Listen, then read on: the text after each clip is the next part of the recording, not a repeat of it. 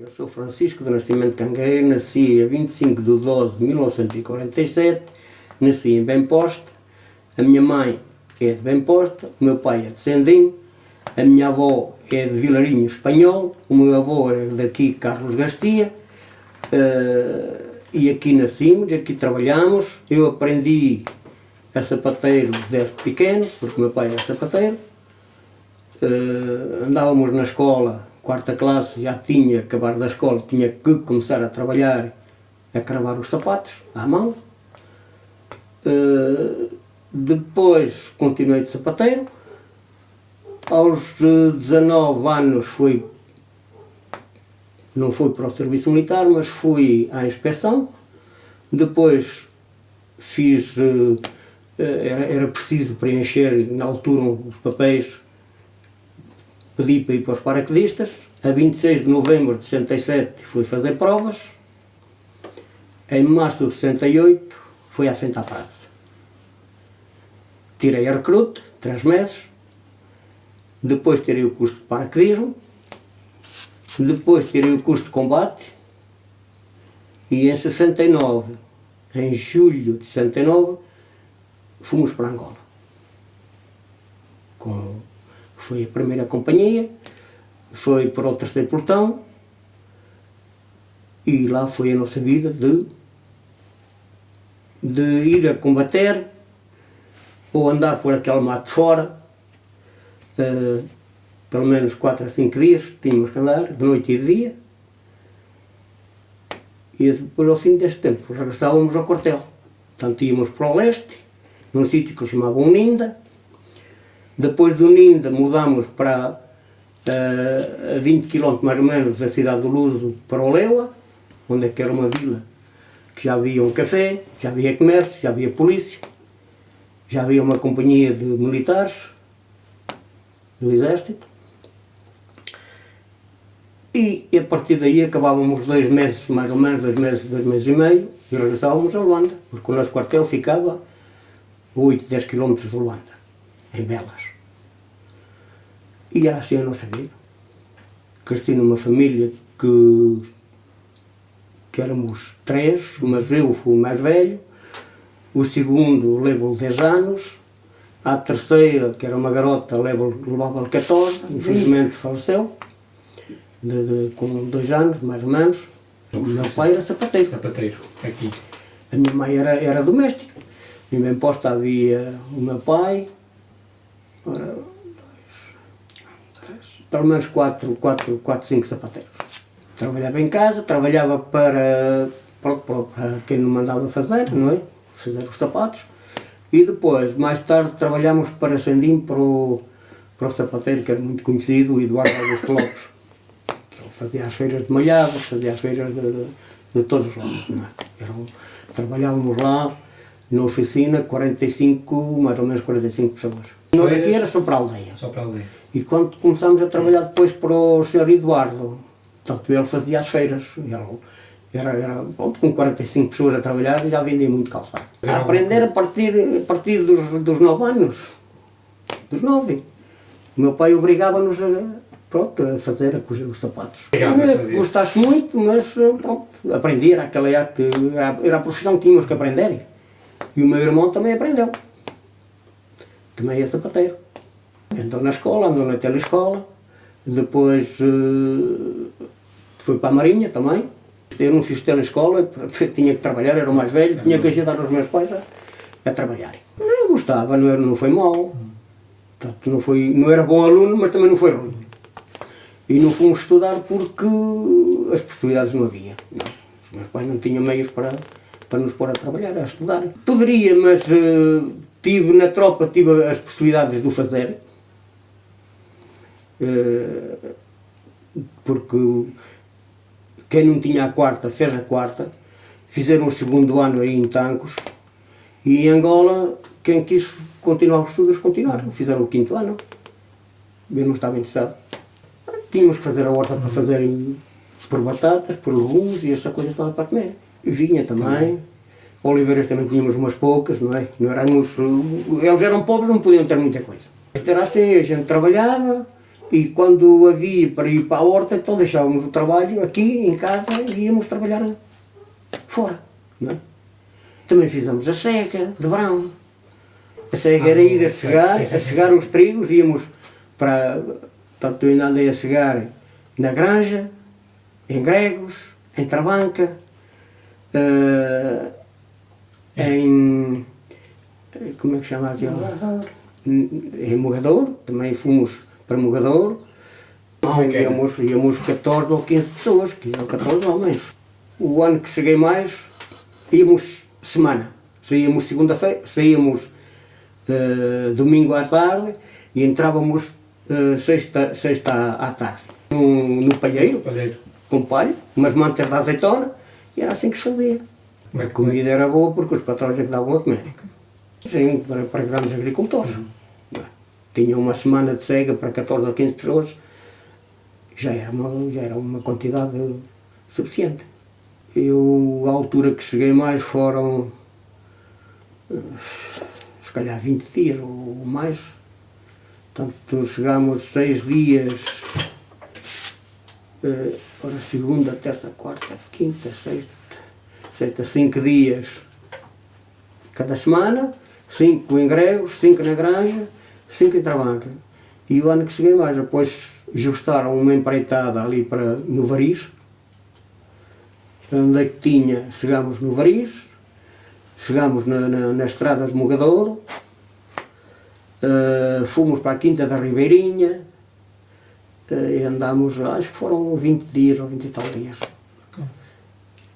E em 20 e tal dias ganhei 1 conto e 400. E na ceifa, assim, para os patrões, porque aquela foi de justo. Mas quando íamos ao dia, já eram 50 escudos ao dia e de comer. Eu não fiz nada. Nada, ficava para os teus pais, para ajudar a casa. Exatamente. Era isso. Eu sou de Bem Posta, nasci dia 20 de 4 de 1952. Pronto, também andei com os meus pais na agricultura, eles eram aqui de Bem Posta. Éramos 4 irmãos, era eu e mais 2 irmãs e um irmão. Eu era mais velha, era o meu irmão e depois era eu a mais velha. Pronto, fiz a 4ª classe, também, naquela altura era assim. Depois tinha famílias um bocadinho mais abastadas, eu trabalhava um bocadinho para eles, pagavam, eu e o meu pai. E depois fazia a campanha da Robin, da vendima da Robin, aqui na cooperativa. Na adega cooperativa ali.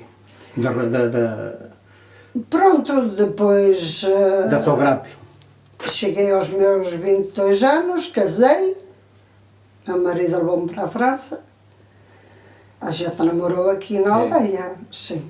Não, eu não era muito de bailes, não, porque o meu pai à noite não me deixava sair, não. Era mais de igreja, meu pai era mais de igreja. Pronto, quis fazer o meu passaporte, ele estava em França, já de solteiro. A gente escrevia-se, não havia telemóveis, não havia telefones. Ele escreveu-me e disse, olha, vais a Mogadouro, tiras o teu passaporte. Pronto, eu fui tirar o passaporte a Mogadouro. Mas não me deram o passaporte, porque eu davam-me por 3 meses e ao cabo de 3 meses tinha que regressar a Portugal. Naquela altura a lei era assim. Precisava de um fiador. Precisava de um fiador. Foi um irmão do meu pai e o meu tio que já faleceu, ser fiador, mas exigiram muita coisa. E eu ia, e ele logo me disse, meu marido, vais, mas é para ficar, não é para voltar, porque as viagens ficam caras. Pronto, eles não me deram o passaporte e eu fiquei sem o passaporte. Ele veio, casámos dia 6 de abril de 1974. Fomos para a França, mas eu fui a salto. Foi num dia 13 de abril do mesmo ano. Casámos e fomos. 74. Ele já trabalhava lá. Quase na Revolução. Sim, porque andava eu a beber da Elizabeth, da minha filha, quando foi a Revolução.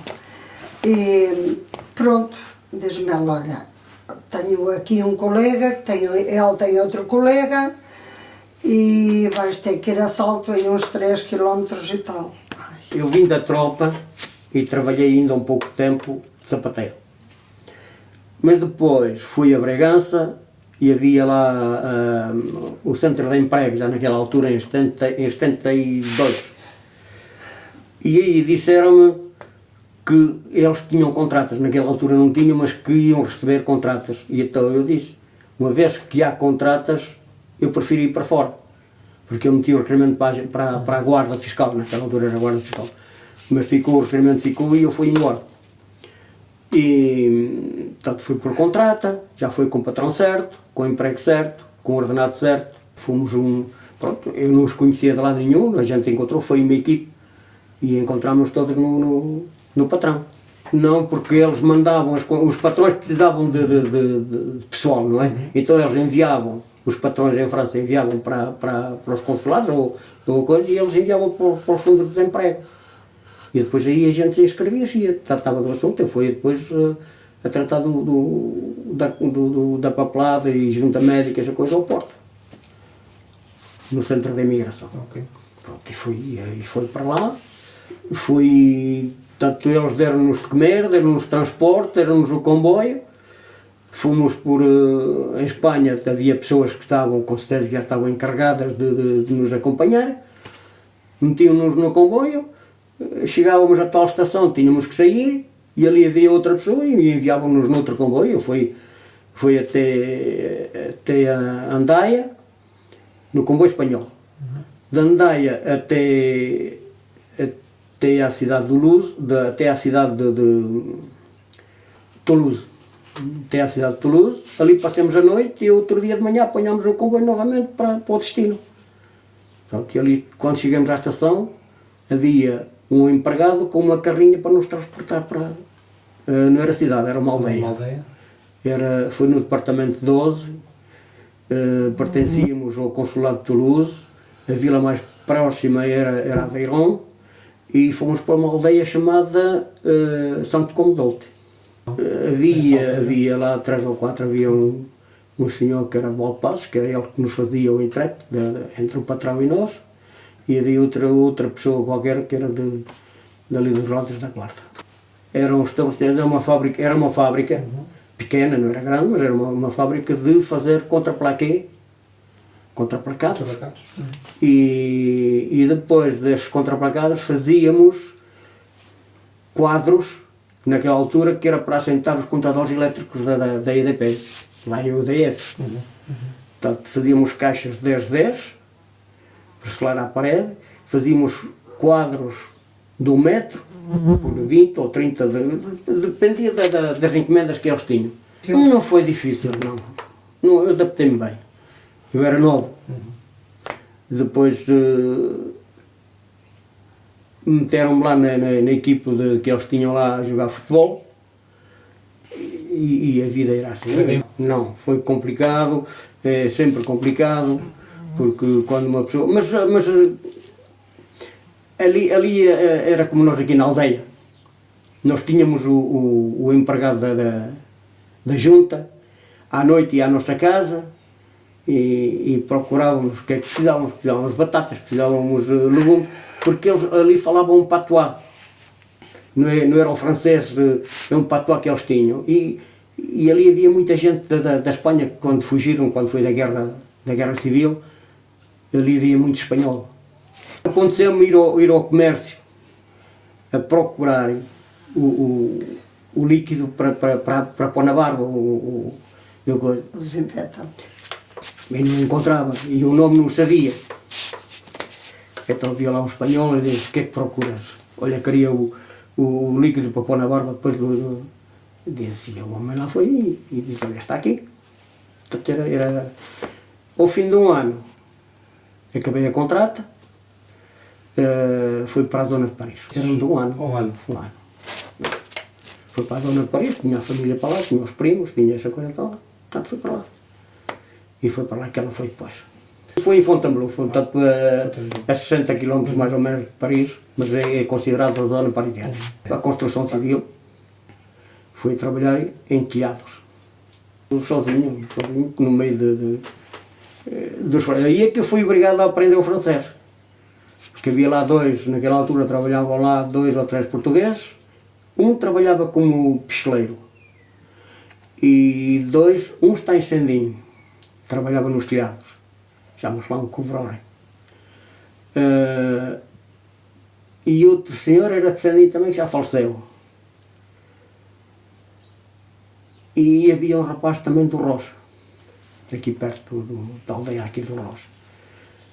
Pronto, e a gente trabalhava com eles e depois mandavam-me a buscar, vais a buscar a Cisou. A Cisou. E a gente procura, não é? E eu sei o que é um Cisou. Ou uma cisaia. Não é um Cisou, é uma cisaia.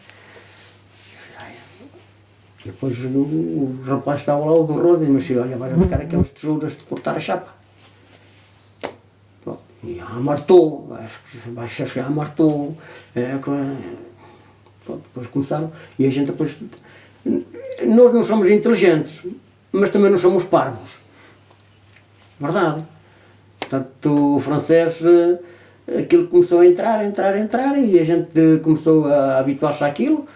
E tanto que a gente, pronto, agora no fim, já preenchíamos os cheques, já preenchíamos os papéis das finanças, a gente já começava a entrar dentro do sistema. Vamos lá ver, eu na aldeia, não era que eu fosse muito coisa, era pobre, mas na aldeia eu fui juiz da mocidade, já. Portanto, quando havia um pagavinho ou havia coisa, portanto, eu era o juiz, havia o segundo juiz e havia depois as pessoas que formavam o córrego, não é? Que alinhavam o resto do pessoal, o juiz da mocidade. Portanto, em Bem-Posto havia muito jovem, não é? E portanto o juiz da mocidade era o responsável por eles. Havia um pagavinho, havia um rapaz que vinha de fora, que namorava com uma moça aqui, faziam pagar o vinho. Se o juiz não estava, tinha que estar o juiz, não é? Iam a saber dele. E o juiz é que tomava a responsabilidade. Isto já era ano passado, isto já vem sei lá. Por exemplo, o rapaz estava em casa da rapariga, apanhávamos-o lá, a gente conversava com ele, mas se ele fosse um rapaz de coisa que não se importava, portanto, pagava um cântaro de vinho. Ok. Um cântaro de vinho. Eu acho que ainda existe. Havia uma caixa, não é? As caixas dos gaiteiros, a mocidade tinha uma caixa, havia um garoto ou um gajo qualquer que punha aquilo ao pescoço e com as teclas ou batecas ia dar a volta ao povo para anunciar o pagavinho. Algumas. Mas também há outras. Quando eles não queriam pagar vinho ou coisa, havia um chafariz lá embaixo, ao fundo do largo ali da coisa, iam para lá, mergulhavam lá. Era um moço qualquer que viesse namorar cá. E o pagavinho, quando mas isso acontecia em qualquer aldeia. Não era só na nossa. Não é só aqui. Acontecia em qualquer aldeia. Isso... Eram tradições. Eram tradições, pronto. Um gajo ia, namorava com a rapariga. Não é? Bom, apanhavam lá, diziam, olha, tens de pagar o vinho. Havia muitas, havia reis. Sei lá. Eles tinham bailes. Cantavam-se os reis. Fazia-se na altura do carnaval os casamentos, portanto a mocidade agarrava um funil, um embude, nós chamamos de embude de chapa, em lata, que tem um rabo assim que é para meter dentro das cubas, dos picos, para meter o vinho de madeira. Então punha-se se calhar além no largo das eiras de baixo e outro punha-se aqui para cima. E depois começavam, oh camarada! Já nem sei. Oh camarada! E o outro respondia, quem? Então que lá. Então que lá! Diz, temos um casamento a fazer. E o outro respondia, temos um casamento a fazer. E com quem há de ser? E depois dava o nome do rapaz com uma viúva ou uma solteira. Era assim. Um respondia e disse, com quem há de ser? Olha, com o António tal e a rapariga, olha aí, a viúva Maria Antônia. Podemos dar dote. E depois era. Então, o que é que podemos dar de dote? Outro, olha um martelo, que ele é um bom pregador de pregos. Outra, era assim. 3 dias. 3 dias. 3 noites. Podiam ser 2 ou uma equipe de 3 ou 4, acompanhava, não é? Mas era uma equipe de 3 ou 4 e outra do outro lado. Então era assim, só jogo de palavras. Mas E às depois- vezes já se namoravam. Pronto, Já sabiam Às vezes já exato, sabiam já- que ela já que falava havia- com... e a coisa. Mas também isto ainda acontece. Ainda casaram este ano. Pronto, e o encomendar das almas. Hoje já teve, era antigamente... Antigamente era... Como é que lhe hei de explicar? Ou almas... Tem berços que elas cantam para as almas do outro mundo. Havia aquelas promessas que ofereciam às almas, ou outra coisa, de encomendar as almas à volta do povo. Bem posta, É e era complicado. uma aldeia muito religiosa e muitas Era. tradições. Muito. E aquilo acabava na altura da Páscoa. Eram quantas semanas? Eram 7, a Páscoa, eram 7 semanas de quaresma. Quaresma. Eram Todas as noites. todas as É noites. que Sábados e... Não, menos no domingo. Não. É que aqui, agora não, que agora até o tempo é verão todo o ano. Mas naquela altura chovia, nevava. E aqueles dias... Andavam com uns capotes antigos. Senhoras e Os senhores. senhores também. O senhor padre ainda chegou a andar no início. Aqui perdeu-se. Havia esta tradição, na altura dos meus pais, e eu solteira e tudo, e depois perdeu-se. Esta tradição foi perdida. Porque não havia ninguém que...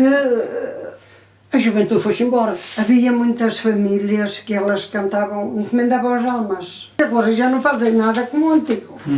Agora já é o moderno.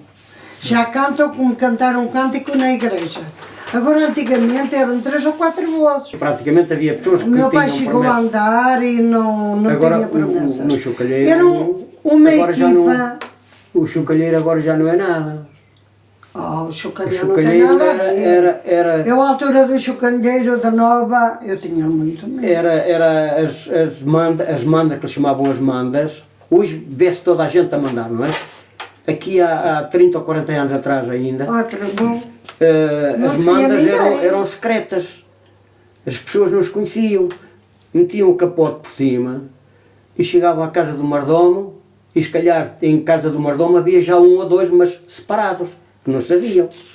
E o mordomo Totalmente diferente. ia àquela pessoa e dizia assim, olha, a Amanda está em tanto, está em 50 escudos, por exemplo.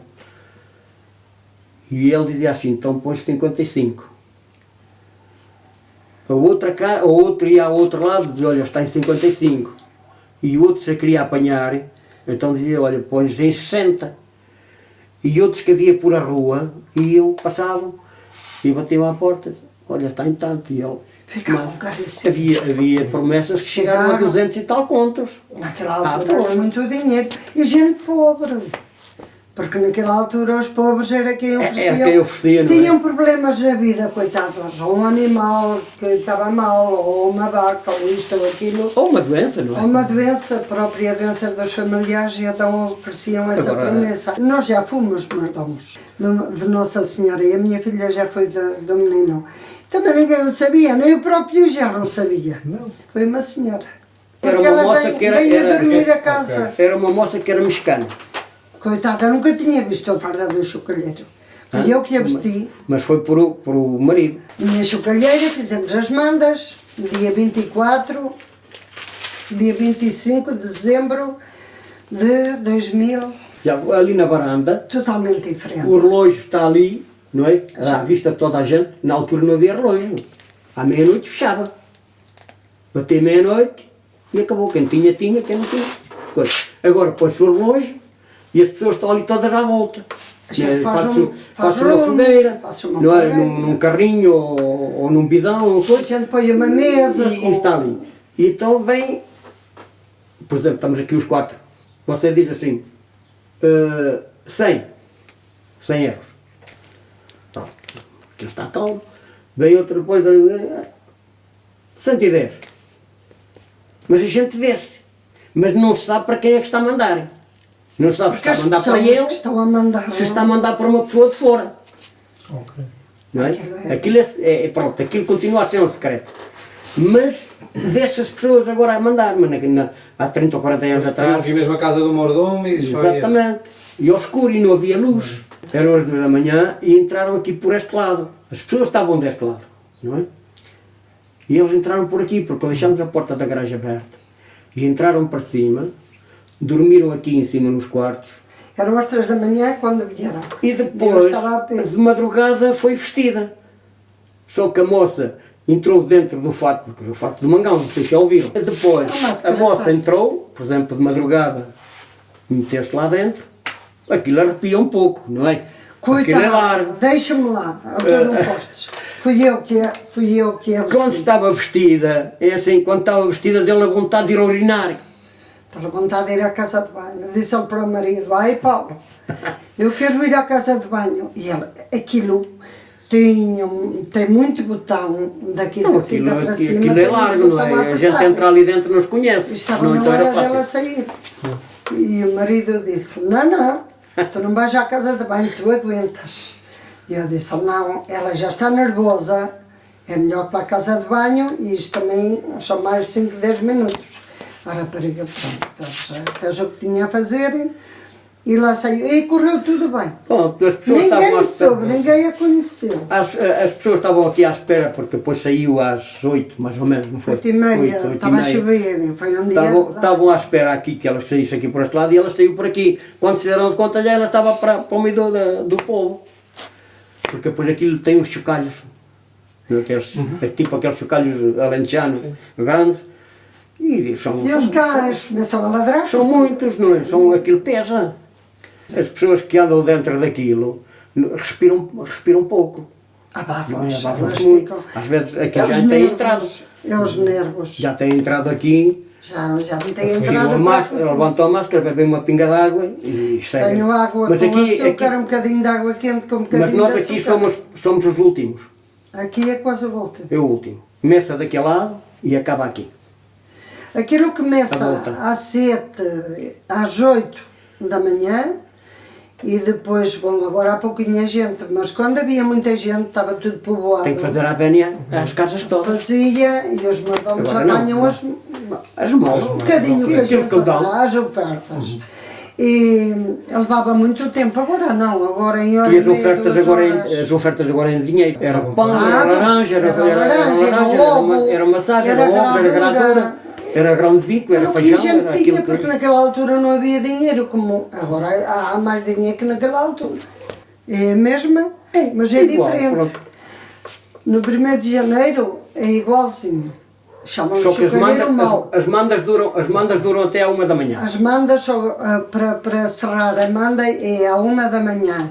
E depois, à missa, ao meio-dia ou à 1 da tarde, porque é o primeiro do ano.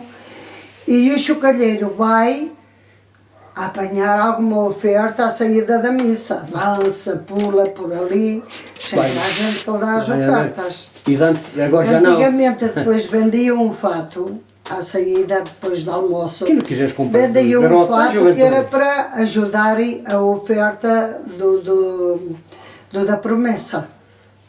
E andavam por aí Agora nos já não- bailes, dançava com Agora já não mete, raparigas. já- Chamávamos o chocalheiro bom. O bom era o do Natal, que era mais mansinho.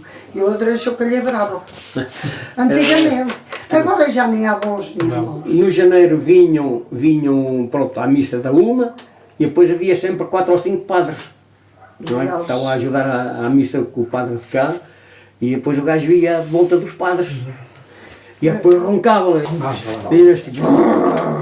E os gajos então cuidavam, não é? E pronto, havia padres que lhe davam a moeda. Agora fizeram a associação. Mas o chocalheiro era e é tradição do povo, da igreja. Isto é ligado à igreja. Porque eles têm uma máscara, têm um fato, mas a igreja tem o deles. Eles começaram a usar o da igreja, mas depois começaram a dizer que não. Não é? E está no Mugadouro, está lá a exposição, não devia estar, ou então havia de pagar uma patente. Porque isto é único, a única máscara de coisa é a nossa. Portanto, a festa dos prazeres, a Senhora dos Prazeres, era no domingo a seguir à Páscoa. E a festa foi mudada, como foram muitas, não é? Em Sendim também a mudaram, para o mês de agosto. Então foi mudada em 71, eu recordo-me perfeitamente bem, porque eu cheguei de Luanda em julho de 71. E depois disseram-me, as pessoas aqui disseram, olha, ainda vês à festa. À festa? Então a festa não foi. Não, a festa é agora no agosto. Pronto, vinha à festa e foi mudada nessa altura. E agora já não, mas na altura, quando era na Páscoa, à segunda-feira era a festa dos artistas. Os artistas é que saíam a dar volta ao povo a fazer a festa deles. Os sapateiros, os alfaiates, os albardeiros, porque havia albardeiros, não sei se vocês sabem o que é um albardeiro. Era um homem que fazia albardas para os animais, não é? Os animais têm as albardas em cima, que era para trazer a carga e para a gente ir a cavalo e essa coisa toda. Portanto, saíam os albardeiros, saíam os alfaiates, saíam os sapateiros, saíam os barbeiros, saía toda a gente. E os gaiteiros, pô, bombo e caixa e a coisa, voltou, era a festa dos artistas. Isto já acabou tudo. Eu não, mas o meu pai sim. Não, depois a juventude começa a deslidar da coisa. Era assim. Depois era a festa de Santa Bárbara, que era agora em outubro, que foi agora há dias, mas não era nesta altura, era à volta do 15, por volta dos graus. Como eram os graus e a coisa, depois ficava quase sem ninguém, não é? São festas, com licença, festas de inverno e frios. E este ano até tiveram um bom tempo. Este é em outubro, a da Páscoa é que passou para o agosto. Ok. Para o segundo domingo de agosto. Ok. Eu da barragem não lhe... praticamente, eu nunca trabalhei lá. Era o bairro Verde, era o bairro dos engenheiros, era, sei lá, havia gente por todos os lados.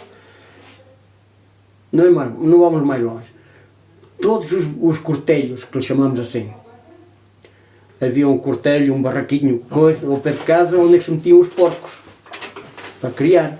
Ou as galinhas, não é? Estava tudo habitado. Tudo. E já desapareceu quase tudo, mas aí acima, no redondo ali da rua, havia um cortelho desse. Habitava lá gente. Todos os cortelhos, aqui havia gente por todos os buracos. Foi difícil, foi bom, foi difícil, foi tudo. Armaram-se muitas zaragatas no largo ali embaixo da festa, num domingo. Havia a corrida, porque nós ainda faz, agora já é diferente, havia a corrida da rosca. Da festa, os mordomos faziam uma rosca. E depois, ao entregarem a mordomaria à outra comissão, portanto, corriam a rosca, a juventude, ou casados, quem quisesse, mulher, ou coisa, não é? Mas era mais para os jovens. E estavam a correr a rosca ali nesse largo, que havia, agora está um poste lá de luz, ali havia uma árvore que se chamava o Alvarinho. E eu era garoto, um garotado. E há um rapaz da barragem que andava com uma moto, ali por a borda. E há um senhor que habitava aqui, o rapaz ao passar de moto, ele deu-lhe um murro na cara. É claro. Não foi preciso mais nada, que ele levantou-se ali um polvorinho, as pessoas, o rapaz ao tempo, atrás havia uma taberna, enfiou-se para a taberna, chegou à varanda, agarrou um banco destes e atirou o coelho para baixo. Não matou ninguém por um colhão, mas acertou lá num senhor, esta parte aqui do nariz foi toda uma coisa. E ele teve tempo de escapar por cima dos telhados, lá saltou, lá foi para a barragem e ele desapareceu daqui. Não matava, não, chegou a apanhar. Era domingo, não havia domingo nenhum que não houvesse. Sei lá, não sei, e houve outra, que essa foi grande. Foi mobilizada toda a GNR do distrito de Bragança para aqui. Olha, o pessoal ia trabalhar para a barragem, os garotos, que chamavam os pinches e o coisa, os gajos da barragem, é claro, cascavam-lhe, não é? Ou faziam-os fugir, andaram atrás deles e coisa. Aquilo lá se começou a comentar, aquela coisa toda, aquilo era o fim do mundo. Tocaram os sinos a rebate. eram mulheres, eram homens, eram calagoços, eram espalhadeiras, era tudo o que coisa, era, enfim, portanto, foi mobilizada, cá havia a GNR que estava já na barragem, mas isto não chegou, teve que pedir socorro, portanto, veio o distrito todo, mas nunca teve Vila Real, vieram. E veio no jornal, portanto, que havia, no jornal veio na rádio, que havia o rádio da Argel, que era um pouco contra o salário, se calhar o comunista, o Cunhal, se calhar esteve lá. Eu conhecia um moço que era cabo paraquedista, foi mobilizado antes de ir para Angola, fugiu para lá. Portanto, onde é que eles depois comentavam essas coisas todas, não é? E na rua do Lário, naquela rua estreita, aquela rua era em paralelos, mas não eram paralelos, eram pedras de seixo, sabe o que é o seixo? Pronto, aquilo em seixo. A GNR, o pessoal vinha por trás, a GNR estava à frente e, claro, os gajos sentiram-se pressionados ou coisa, acho que ainda tiraram as armas e coisa, mas depois aquilo lá acalmou e os gajos fizeram fogo, não fizeram para as pessoas, mas fizeram fogo para o chão, umas balas fizeram ricochete, portanto ainda apanharam algumas pessoas que tiveram que ir para o hospital. Havia aquelas rivalidades dos da barragem e dos do povo, não é? E os do povo não aceitaram que eles quisessem fazer um pouco das pessoas da aldeia. Pois aconteceu de manhã, ele disse-me que tinha que ir a Salto e eu teve que ir. Pronto, Estava casada, eu fui num num táxi, ele tinha o táxi porque ele já tinha o passaporte. E levamos uma senhora de idade também e foram os outros dois moços. Deram era o pai do colega do meu falecido filho, que nós perdemos o filho. E foi para fugir à tropa. Ele estava a trabalhar em França e não queria fazer o serviço militar. Então tinha tudo, mas para não ser apanhado aqui foi assalto. E foi ele e foi outro colega dele. Pronto, saímos daqui no táxi, todos. Chegámos a São Martinho e a uma casa que eu não conhecia, e a uma família que eu não conhecia. Eles seguiram no táxi e nós os três ficámos ali. Pronto, o senhor explicou-nos mais ou menos, era um senhor dos seus 55 anos, mais ou menos. Disse, olha, vamos passar por aqui e por ali, vocês não falam. Pronto. E eu comia sozinha. Eu comia sozinha. Estava um bocado com receio. E chorei. Ao ver-me ir embora, chorei. Se não se preocupe, que eu tenho passado muitas senhoras. Pronto, eu lá me animei, tinha que me animar. Mas começámos a andar, andámos 3,5 km. Começámos a andar eu sempre em cima do senhor. Ele dava um passo, eu em cima dela, mas era engraçado, eu conto isto. O senhor, depois chegámos a uma altura, ao passar a Ribeira, antes de passar a Ribeira da Angueira, chama-la Ribeira da Angueira. Diz ela, agora vocês ficam aqui, e ele seguiu um bocadinho mais à frente. E ele levava uma saca destas iguais às que estão aí, essa branca. E tinha um prego comprido na ponta, assim. E ela disse, o que é que se vai passar agora? O homem está lá na frente. Subiu em cima de uma pedra e levantou a saca ao ar. Assim com a saca e diz para nós, podeis vir. Era um sinal, no meu parecer, para mim era um sinal que o senhor tinha alguém que ele estava a dar o sinal ainda mais longe. Pronto, passámos a Ribeira, tudo a pé. Conseguimos passar em pedras, o tal amigo do meu filho deu uma mão e ajudámos-nos uns aos outros. O primeiro que passou foi o senhor, deu a mão a deu uma mão a mim, eu dei ao outro, o outro deu ao outro, até que passamos os 4. Éramos 3 e o senhor 4. Andámos, passamos num escobal muito grande, mas eu ia tão aflita. Ai, senhor. Ia com medo. Ia com medo porque o senhor parava. E eu, cada vez que o senhor parava, eu dizia cá para mim. E dizia ao colega do lado, mas que senhas são estas? olha, logo se há de ver, diziam eles. Pronto, até que chegamos lá a... Onde, Francisco? Quintanilha. A Quintanilha. Chegámos a Quintanilha, já lá estava o meu marido, o táxi à espera de nós. Pronto, chegámos ali, depois já logo se encontrou com familiares dele, olha, apresenta a minha mulher, pronto.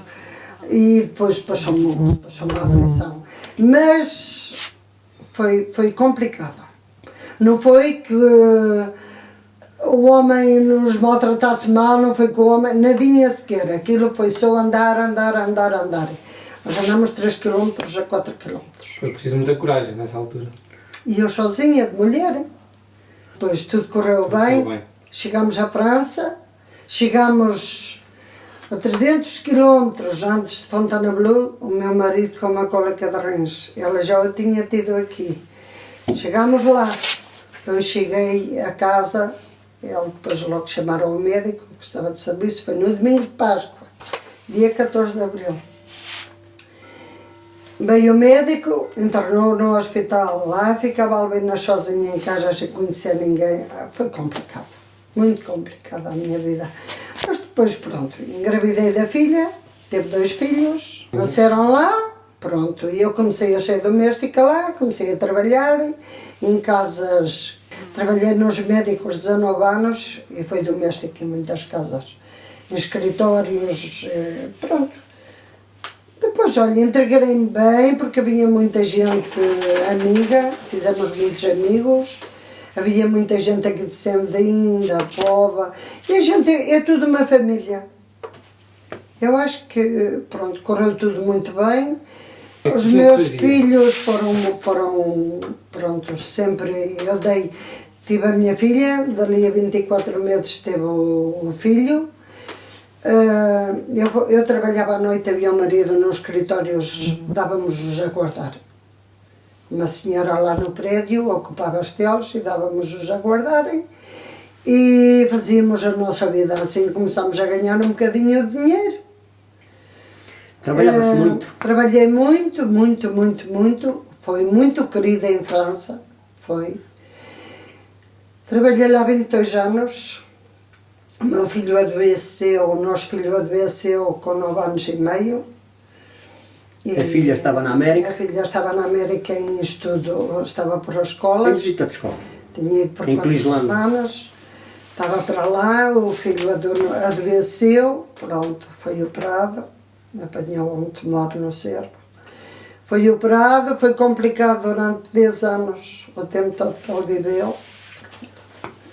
Mas, olha, chegou-nos o tempo para tudo. Trabalhamos muito. E continuou. Sofremos muito. O meu marido nunca quis, eu queria.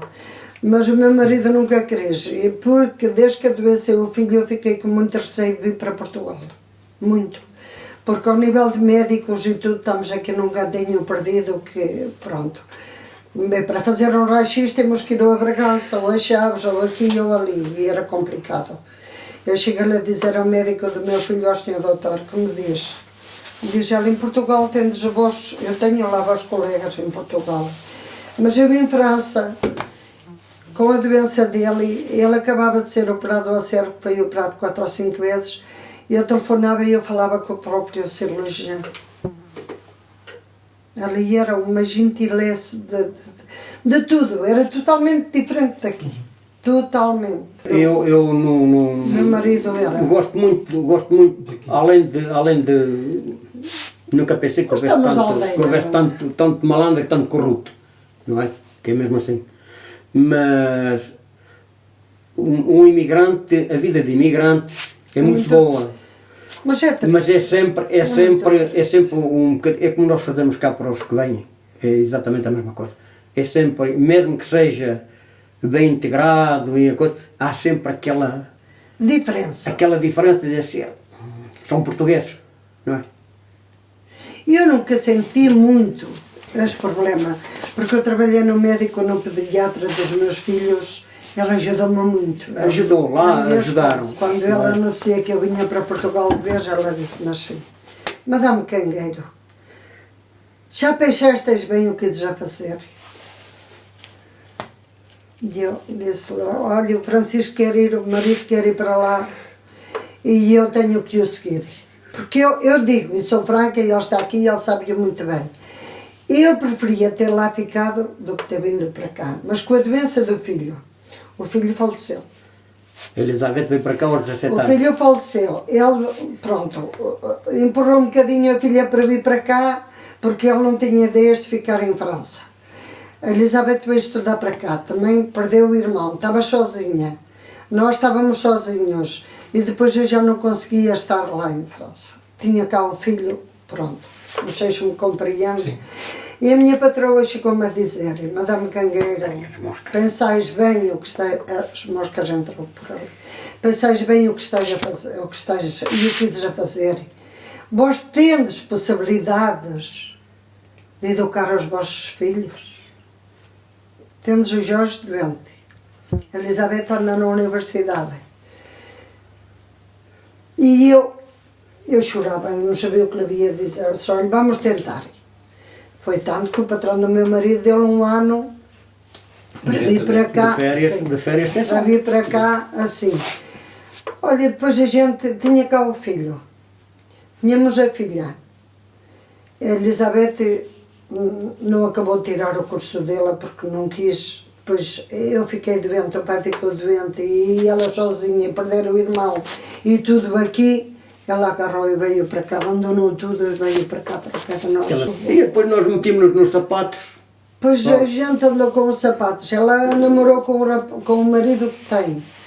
Pronto, teve uma filha e teve um menino, estiveram aqui com nós 2 ou 3 anos e pico, depois construímos, ajudamos a construir a casa dela e pronto, e graças a Nosso Senhor, olha, vai indo com a dor aqui que temos, mas pronto. A vida de imigrante Mas a vida de imigrante é muito boa, mas é. eu entreguei Mas muito bem em tem que uma França. pessoa de coisa. Nós lidamos com muita gente, francesa, portuguesa e coisa. Mas há sempre aquela Diferença. tendência. Trabalhei na fábrica para fazer contraplacados e essas caixas todas. Ao fim do ano fui para a zona de Paris, portanto andei a trabalhar nos telhados. Eu não percebia nada disto, que é mesmo assim. Eu nunca tinha cortado uma chapa, ou um bocado de chumbo, ou um bocado de cobre, nunca tinha soldado, nunca... E pronto, eu entrei para a empresa como ajudante. E quando vim, era oficial. Muito complicado para mim. Ela O meu sempre- pensamento, ainda hoje. Ela às vezes, quando eu falo assim qualquer coisa, revoltas, eu digo-lhe assim, olha, tanto me importa que te revoltes comigo. Não, a tua opinião não é igual à minha. Mas nada. Eu estava lá muito bem, estava muito bem vista, tinha umas patroas que aqueles choraram por mim. Não é cá por coisa, mas estava bem. Não, Tinha o isso- problema tivemos o problema do filho, senão a vida correu bem. Correu bem. Mas ele nunca quis comprar apartamento, nem casa. Deixa lá o meu irmão. Fui lá, fomos ao casamento de um sobrinho e foi ver o patrão. Um fim de semana, uma sexta-feira, foi ver. E ela pode dizer, vamos lá. E a primeira pergunta, confesso, foi se eu ia para ficar. Se ia para ficar, segunda-feira ia trabalhar. Já pode ver. Se vamos já à guerra colonial, eu acho que as pessoas cá não estão preparadas para saber aquilo que se passou lá. Isso é a primeira. Outra é que eu fiz o meu serviço militar e fui para a França, tive que pagar o meu serviço militar. Deixa eu pôr essa. Eu tenho os documentos aí, ainda paguei um conto e tal. Foi muito dinheiro naquela altura, em 72. E aquele pessoal que fugiu do serviço militar, que foi para a França, ou foi para a Alemanha, ou coisa, vieram de lá com as mãos lavadas, fizeram a vida deles, e eu dei 4 anos de serviço militar. E paguei o serviço militar. E eles vieram, pagaram a licença militar, não é? Se calhar um conto ou 2, e ficaram livres. E nós amarramos lá, e há um problema, e aquilo que eu digo e que penso é que as pessoas não sabem aquilo que nós lá passamos. Como é que foi? Como é que foi? Se nos quiser contar um bocadinho, se sentir... Olha, a prova está aqui. Pronto. Eu não posso contar mais nada. Olha, Foi para onde? Foi para Angola, não é? eu estive em Angola e eu corri praticamente o nosso quartel, o batalhão, que era o batalhão, o BCP 21, está aqui, ficava a mais ou menos 8 a 10 km da cidade de Luanda, em Belas. Estávamos juntamente com os fuzileiros. Eles estavam no quartel deles, mas eram pegados. O nosso era ao lado e o deles do outro lado. A única coisa que eu sinto e que me cai mal De revolta. e que me revolta é que nos arruinaram e não temos um governo nenhum, nem Soares, nem Cavaco, nem nenhum presidente, nem ministro, nem coisa, que tomasse conta de nós. Eu gostava de ter, e já fui operado à coluna, eu ando mal dos pés, eu ando mal da coluna, eu ando mal de coisa, e não ter um hospital e os médicos que nos tratem. Isso é que me revolta. Onde é que houve essas guerras, como no Vietnã, como na França, na Argélia, os ex-militares que fizeram essas coisas, eles estão protegidos. Têm hospitais, têm médicos para os tratar. E nós cá somos obrigados. Ou estão à espera que nós morramos, para depois construírem um monumento aos mortos, aos ex-combatentes das colónias. Nós não tínhamos consciência nenhuma, porque eu já lhe disse há bocadinho, nós fizemos a recruta, que não foi fácil. O curso de paraquedismo não foi fácil. Nós só tínhamos quartel, na altura só tínhamos tanques. Mais nada. Era a única, era o regimento de caçadores de paraquedistas. Não havia mais nada. E eu depois fiz mais 3 meses de curso de combate. Levaram-nos até à serra levaram-nos de carro até Ponte Sor e depois fizemos aquela zona toda da Beira Baixa, Ribatejo, tudo a pé. Não faz tanto quando Tudo a pé. depois estavas a E depois viemos, quando terminámos o curso, viemos a pé, carregados com as mochilas e armas e aquilo tudo às costas. E fomos para o ultramar e pronto, e a prova está aqui, mais nada. A chegar lá foi fácil, meteram-nos no Veracruz, foram 15 dias acho que foram 15 dias de barco. E chegámos a Luanda, meteram-nos nas berliers, levaram-nos para o batalhão e depois dali foi, terminavam as operações, não é que eles chamavam, e íamos para o mato. Nós saíamos à base de pelotão, mas praticamente saíamos quase à base de companhia, não é? 4 pelotões. Íamos de Nimogue até um quartel do exército, porque havia muito quartel que estava destacado no meio do mato, não é? E nós íamos até lá, tanto a operação já estava destinada, punhamos lá de Luanda até o regimento, até o quartel dos militares, íamos de Nimogue. E depois vieram as berliers, mais tarde. E depois ali vinham os helicópteros, metíamos-nos nos helicópteros e punhamos-nos no meio do mato. Nada. Era uma guerrilha. Uma guerrilha. Não era guerra, era uma guerrilha. Não é? Era aquela coisa do gato e o rato. Nós estávamos, mas lá é que se aprendeu. Nós fizemos o curso de combate, que era mais ou menos isso, não é? Havia os tours, aquelas equipes que faziam os turras, mas era totalmente diferente. Porque aqui era a brincar, e lá era a sério. E andávamos normalmente, eram 4 ou 5 dias. Ração, não é? As mochilas carregadas de caixas, as cartucheiras com 9 ou 10 carregadores, a arma, cantil da água, minas, ou granadas, vá. Baixarias mais cedo. Granadas,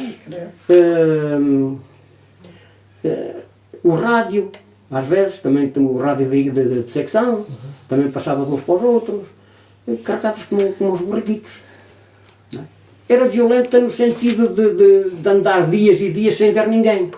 Era aquela guerra que um gajo depois descontraía e depois, de um momento para o outro, não é? Havia um ferido, ou um morto, ou coisa. Medo não, medo não havia. Nós, no dia que nós andássemos dias inteiros sem ouvir nada, Mesmo assim, isto aqui, já começava a gente a pensar, não é? Agora, quando o gajo sentia tiros para aqui ou para ali, ou coisa, bom, já a gente ia mais com atenção e a coisa. Mas olha, nós nesta operação aqui nesta, que eu estou aqui, estávamos no Leua, que era onde é que estávamos depois destacados, depois do Ninda. Foram os berlieres levar-nos até o rio Cacém e ali fomos portados para o outro lado. Do outro lado já era o Congo. Estavam do lado da fronteira, não é? Já estavam num país neutro, aliás. Estavam no Congo, não sei se é o Congo Brazzaville ou com Kinshasa, mas era coisa. E os marinheiros, os fuzileiros, passaram-nos de barco para o outro lado e acabámos de passar dali a bocadinho e tivemos um tiroteio. Não é? Mas há outra coisa, é que tínhamos um tenente que era do 4º pelotão, todos os negros que vinham do rio para cima, fazíamos ir todos para baixo, na frente dos carros. Porque quando é que estivessem as minas, eles desviavam-se. Portanto, porque ia à frente das berlieres iam rapazes que estavam treinados a picar a picada, que era para detectar as minas, não é? Mas onde é que eles, quando iam todos para baixo, se houvesse uma mina, eles desviavam todos. Portanto, eles davam, diziam, olha, está aqui. Estava um sinal. Não, sabiam, não é? E então aqui, depois de passar para lá, dali a um bocado tivemos um ferido. Não morreram. Nós felizmente, não tivemos, nós em parentistas não tivemos assim muitos mortos. Por acaso tivemos um rapaz, eu nessa altura estava na vaga mestria, que apanhou 5 tiros no pescoço. Lá está a descontração. Ele levava sempre um bolso cheio de... Antigamente havia uns livrinhos assim, de cowboys, dos filmes. Então, tu lia e aquilo, ele andava sempre com o bolso cheio daquilo, não é? Encostou-se a uma árvore, encostou a arma, pôs-se a ler o livro. Também que depois foi embora. Era daquele rapaz que dizia assim, quando chegarmos a Portugal, vamos todos a passar o São João ao Porto, que ele era do Porto. Passou definitivo. Nesta aqui, nesta operação aqui, viemos, estávamos num quartel que se chamava Uzala, que era dos militares do Exército. Passou um pelotão dos nossos, que acabámos de sair da operação, passamos um pelotão dos nossos para Luanda, não tem problemas. Vinha uma coluna do Exército para lá, tiveram 5 feridos, ou 5 mortos. Ainda tivemos que dar sangue direto para eles. Olha, eu digo-lhe mais, a primeira vez que saí para o mato, estava eu e um rapaz e encostámos-nos, sentámos-nos, lá está a descontração. Encostámos-nos, não havia nada e desmontámos as armas. Tirámos o carregador, desmontámos a arma e a coisa e tivemos a limpar ali. Mas sentimos tiros depois. Aquilo foi um relâmpago a montar aquilo, não é? Mas podíamos ter apanhado. Desmontamos os dois ao mesmo tempo. Mas aquilo para nós já era uma rotina. Eram 4 anos. Não é? Nós passamos ruins momentos, mas passamos bons momentos. Ao mesmo tempo, aquilo que eu digo, enquanto nós batíamos lá, não é? Os outros safaram-se e vieram livres e porreiros. Mas nós, ao mesmo tempo, eu conheci muito de Luanda, conheci Luanda perfeitamente. Eu estive em Caramona, estive em Salazar, eu estive em Nova Lisboa, na cidade de Lúcio, tirei lá a carta de condução em 71. Era assim, saímos para o leste de Angola. Portanto, nós estivemos no Ninda, que era uma cerca de arame farpado, e só estávamos lá nós. Tínhamos o rio Ninda, e a coisa. Ali não havia nada. Não é? Depois, acontece que no Leua houve ataques contra a vila, morteiradas e aquela coisa toda. E havia lá um posto de polícia, de segurança pública. Havia uma companhia de militares do exército e quando foram atacados à morteirada, a polícia de segurança pública foi ter com eles. E o que foi o espanto deles? Foi de encontrar os gajos todos metidos debaixo das camas. Não é? Não medo. E então o pessoal comunicou ao governador civil da região e diz: ou nos mandais tropas especiais para aqui ou abandonamos a vila. Porque era uma vila de muito comércio. Parece que não, passava o comboio. Havia comércios, havia dois irmãos que eram tipo, eram angolanos, mas eram tipo ingleses. Eram de famílias inglesas, porque o caminho de ferro foi montado por os ingleses, não é? Então ficaram por ali. E compravam muito algodão, tinham quintas, tinham laranjas, tinham tudo o que era da coisa. E toda a gente disse: ou mandais tropas especiais para aqui ou abandonamos a vila. Então foi a maneira de nós sair do Ninda e de vir para o Leu.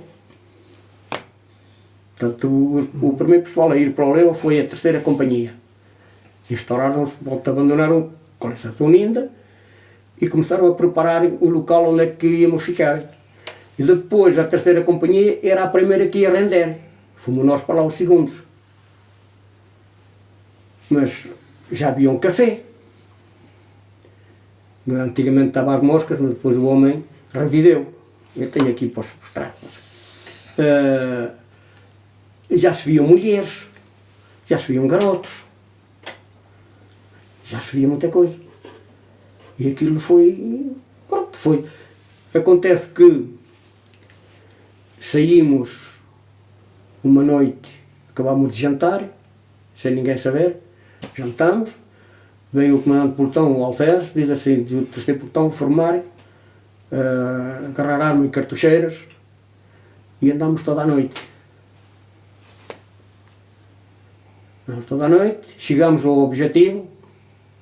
Também havia um rio, que eu já não me recordo há tantos anos, e havia uma ponte em madeira. Portanto, passemos para lá, mas quando chegámos lá, o gajo que ia à frente, percebeu-se que havia tipo aquelas cabanas dos pastores que dormiam de noite quando iam guardar o gado, com palha, né? Tinham uma cabana assim, com duas tacas, e dormiam ali debaixo, e eles tinham igual. Mas o negro que andava no mato, quando coisa, tinham todos uma fogueirinha. Todos. Estavam em cerco, tinham todos uma fogueira. Cada um sua. Pequena, mas tinham. E o rapaz que ia à frente diz assim: objetivo à vista. Bom, que a gente continua já mantendo-se em coisa. Quando chegámos mais à frente, o que é que tínhamos? Uma emboscada montada. Bom, a solução que nós tivemos foi uma secção recuar para guardar a ponte, que era a única entrada e saída, e nós depois recuámos todos, que era para eles não nos fecharem a saída. Viemos para trás, nós ficámos de um lado da ponte e eles ficaram do outro. E a gente a ver-se.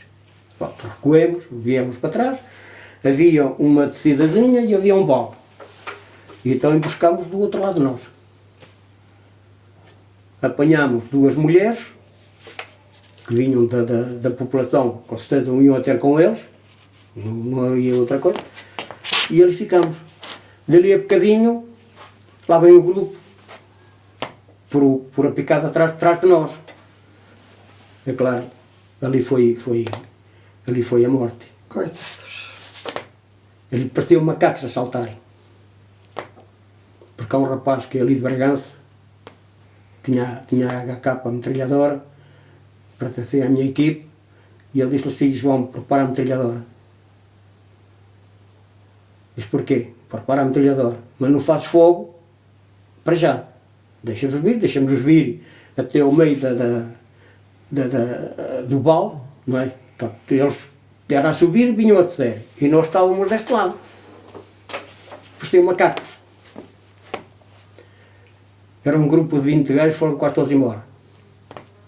Uns mortos, outros com certeza feridos, depois apanham um cangarana, não é? E foram. É assim a vida. Mas muita gente não sabe. Eu não posso dizer que aquilo fosse justo ou que não fosse justo. Eu o que digo é que os nossos governantes na altura pensaram muito mal. Muito mal. O Soares deu aquilo, resolveram aquilo tudo, mas eles tinham resolvido a coisa como fez a África do Sul.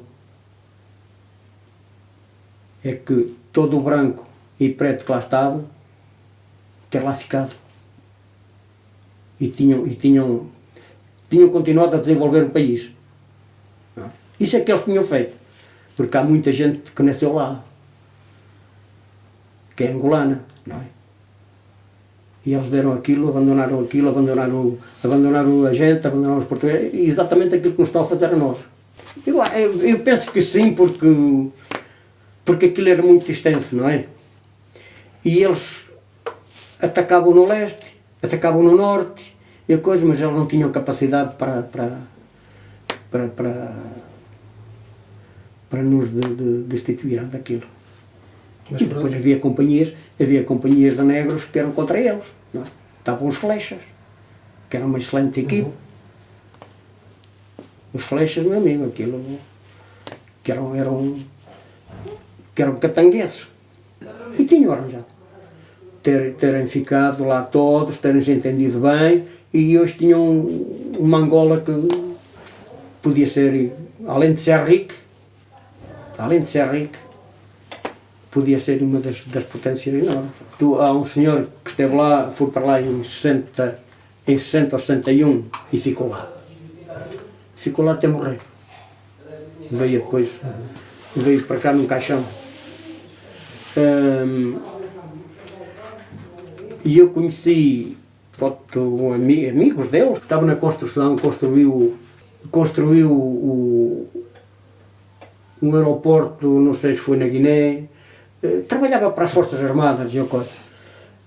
Em que muita gente dizia lá que nós não estávamos lá a fazer nada, que não precisávamos lá estar. Não é? Ele comprou um Porsche para fazer a corrida de Luanda na avenida, na Marginal, que matou 3 ou 4, não lhe aconteceu mal nenhum, não é? 3 ou 4 pretos. Os madeireiros praticamente não tinham problemas, andavam a cortar mato, as árvores e coisas no meio da floresta, não tinham grandes problemas, porque havia aquela ligação entre eles, não é? Em material, o contrabando. Assim, nas fazendas dos cafés, andavam os negros a trabalhar e andavam um à frente com uma arma. Isto não dizem eles. Não é? Há gajos que tinham uma riqueza que eram portugueses. Uma riqueza fora de os quintas e irmãos, que eram, acho que eram ali da zona da Régua, para aí. Os gajos tinham uma fortuna colossal. Há um gajo que tem uma filha casada aqui, eu não sei se eles namoraram, não consigo. A vila de Henrique de Carvalho praticamente era quase toda dela. O problema é que muitos negros fabricavam alguma coisa, não é? Café ou coisa, e iam a vender a eles. Se calhar nunca nos chegavam a pagar. Por causa disso é que se revoltaram, se calhar. Então não é. Era. Aquilo era deles. Agora que eles podiam, os nossos governantes podiam ter cuidado com aqueles que estavam na Revolução e o coisa, e ter chegado a um acordo, senhor, levar a independência, mas o pessoal cá está, fica todo. Como fizeram em África do Sul. Tem os brancos, toda a gente lá ficou. E não é por isso que nos governa. Deram tudo ao abandono. Não eram cartas, eram gramas. Era uma folha de papel, escrevia a gente lá dentro, que livro era um envelope. E enviava-se. Que estava tudo bem. Não estávamos, mas a gente estava sempre bem, não é? Não ia dizer que. Não. Os meus praticamente nunca souberam. Nem sabiam que eu que vinha. Quando cheguei aqui, havia um rapaz que havia aí em cima, que está em Miranda, que ele disse, o meu pai andava a cegar lá para Gregos, que era de verão, não é? Estava a minha mãe em casa e ele procurou-lhe, então, e o Francisco já veio? Não, ele disse que não vinha. Então ele está aí, ele veio comigo no barco. Só que ele, naquela altura, o exército fazia logo análise e coisas médicas no barco, não é? E passava logo à disponibilidade ali. Nós não. Eu cheguei a Lisboa, ou chegámos a Lisboa, no Veracruz outra vez, e deram-nos 3 dias, carta livre, quem quisesse ir, pronto, a ver a família, a casa, coisa. Portanto, o pessoal que habitava perto foi. Agora eu, para vir para aqui, ou tinha que vir de táxi, e mesmo assim, naquela altura as estradas não eram como são hoje, não é? Portanto, foi diretamente para o quartel. Ao chegar ao quartel, o oficial dia que lá estava disse-me assim, então é muita gente. E olha, somos uns 100 e tal. Então e onde é que estão? Deram 3 ou 4 dias, foram-se embora. Então tiveste a sorte. Amanhã é de já a Lisboa a fazer exames. Exames médicos. Pronto, assim foi, fomos logo, deram-nos as guias de marchas, despacharam-nos e viemos embora. Só que depois vim para casa e ainda estive 2 meses em casa sem passar à disponibilidade. Só foi a passar à disponibilidade a 30 de setembro de 71. Não passei-me logo diretamente. Depois tenho os colegas que praticamente nunca mais voltei a ver. Já nos reunimos, mas praticamente com o pessoal que eu estive, da minha companhia, do meu pelotão e coisa. Portanto, tenho este rapaz aí em Bragança, o João, que ele vinha embora e ele ficou lá, que era mais novo. E há outro rapaz que estive uma vez que fizemos um jantar em Bragança, no Académico, que era do tempo do João, que foram os 2 para o meu pelotão. Também foi a única vez e a última que o vi. O meu comandante de pelotão, na altura, o Alferes, desde que vim nunca o tinha voltado a ver. Portanto, fui lá ver, o João telefonou-me e disse, pá, tens que vir. Porque nós era assim, éramos uma tropa especial, não é? O nosso quartel era a 10 km ou 8 ou 10 km de Luanda. Nós tínhamos autocarros todos os dias para ir para a cidade. Quando estávamos no quartel, metíamos o papelzinho da dispensa, ou de fim de semana, íamos para a cidade. Ou dormíamos lá, ou depois havia a casa transmontana, a gente ia aos bailes, ia isto e aquilo, era cerveja. Fizemos muitas visitas às fábricas da cerveja, que nos convidavam. Além da mal, não tenho pena nenhuma em ter lá passado. Não. Ensinou muita coisa, não é? Nós, como paraquedistas, tínhamos, naquela altura, aqui em Tancos, quando passamos a paraquedistas, já recebíamos 540 escudos. Era muito dinheiro. Foi tanto que nos deu ao luxo, eu e mais 4 ou 5, de ir a passar uma noitada ao Ritz, a Lisboa.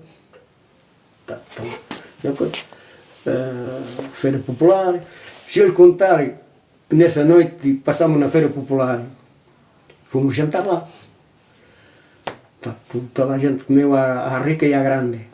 Chegámos à Feira Popular, na altura em Lisboa, agora já mudou, não é? E sentámos-nos nas mesas. Um manda vir um churrasco, um rapazito que era alentejano ali do Cano mandou vir um quarteirão de sardinhas, uma garrafa de vinho verde, era assim a coisa. Toda a gente estava ali à volta, começou a olhar para nós, disse, estes gajos quem são, caralho. Assim, depois fomos para a feira, para os carroceiros, em vez de andar a 2, andava cada um com o seu.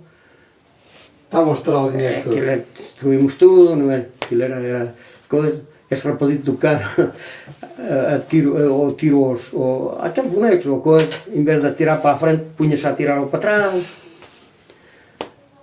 E depois, por fim, fomos a passar a noitada ao Ritz. 100 escudos de entrada. Um canhangulo, daquelas cervejas de litro. Aparece-nos lá 3 ou 4 mamotas daquelas já de uma certa idade, uma taça ou uma copa de champanhe. A quanto é que custava uma copa de champanhe? Naquela altura? 64 escudos. Um copito daquele anís, 300 paus. Era uma forma de nós, estávamos mobilizados, íamos-nos embora, foi passar uma noitada assim à grande. Não é?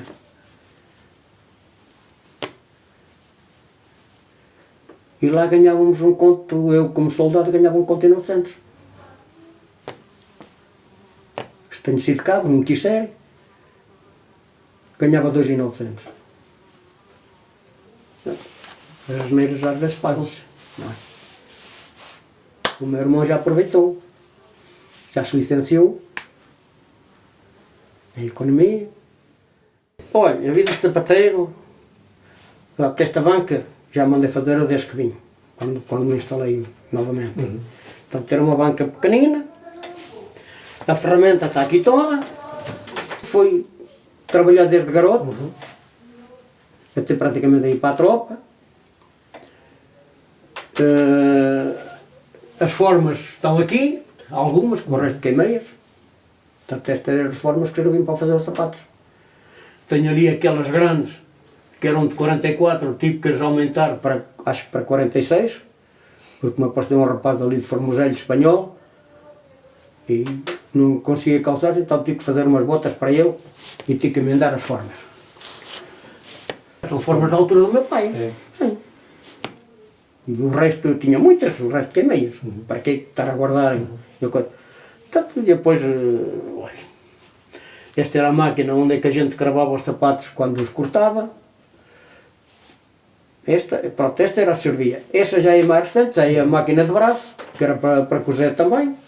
Este era o rebolo onde é que eu fazia, onde é que eu lixava os sapatos e engraxava e arrunhava. Aquela era a forma onde é que a gente punha, tem as formas todas ali, calcanhar.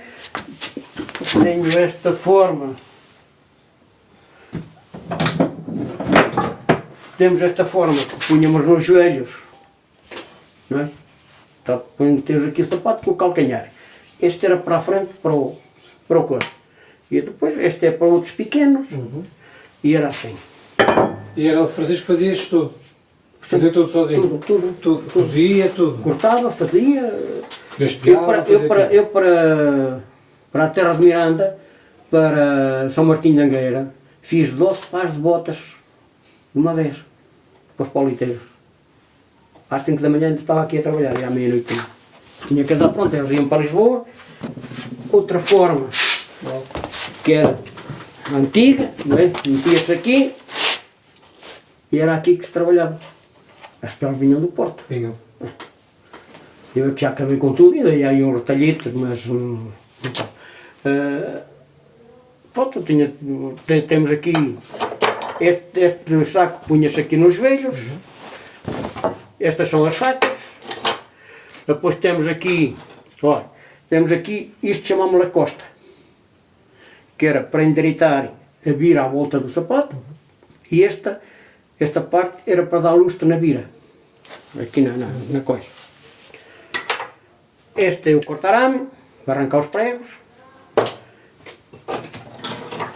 Esta é a turquesa de impor, portanto a gente puxava o sapato à forma para pregar, para adaptar o coisa.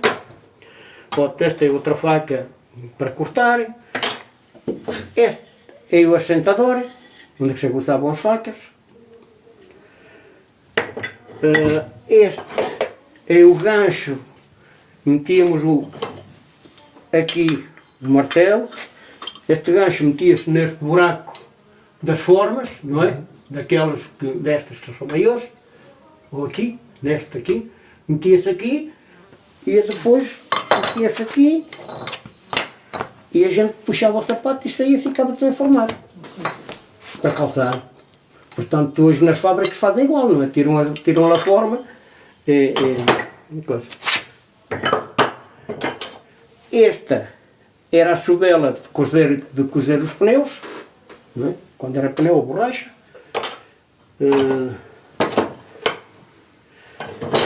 Esta é a sobela de palmilhar, portanto o sapato estava pregado na forma, tem a palmilha de sola e a gente cozia da palmilha para fora para cozer a vira, para depois meter a borracha em cima.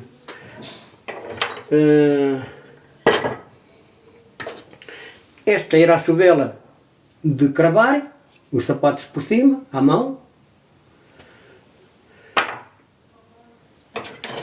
Este era o compasso que dava para fazer qualquer coisa, riscos ou para marcar os ilhós e essa coisa toda. Eu descanso.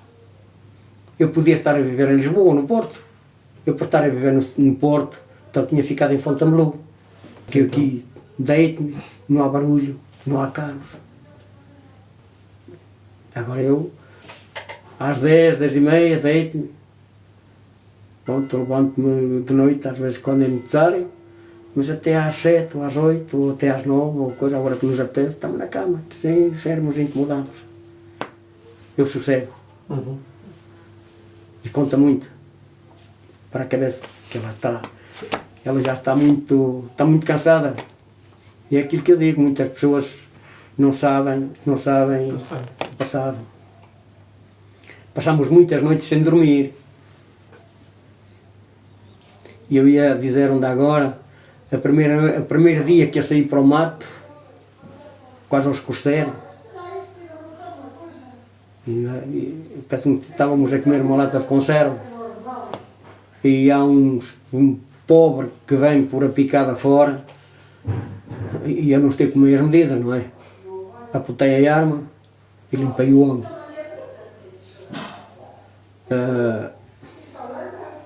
Vieram todos, não é? Os oficiais e coisas, o que é que se passa, o que é que não se passa? E a coisa, eu estava a puxar por o gajo para que se levantasse, mas ele não se levantava, já estava morto. E depois diz-me o chefe, diz: agora para a Clemença dar um tiro na nuca e botas-o aí para fora da picada. Há coisas que marcam. Muita gente não sabe. Não sabe. Ali o que andar 4 ou 5 dias carregado, subir morros, descer morros, o gajo sobe este morro, porque no norte é montanhoso, no leste não, no leste é plano, mas é areoso, muita areia, o gajo põe um pé para a frente e o outro vem para trás. No norte não, no norte sobe-se, e quando o gajo chegava ao cimo do pico do morro, era tudo nivelado, porque as árvores estavam lá embaixo, chegavam quase ao pico. E quando o gajo descia de helicóptero, saltava de helicóptero carregado, o capim chegava a uma certa altura e os gajos iam saltar, mas o gajo não sabia se aquilo era ladeira ou se era plano. Não é? O primeiro que saltava, estava sinal, lá ia rodando. Era a vida. Era a vida.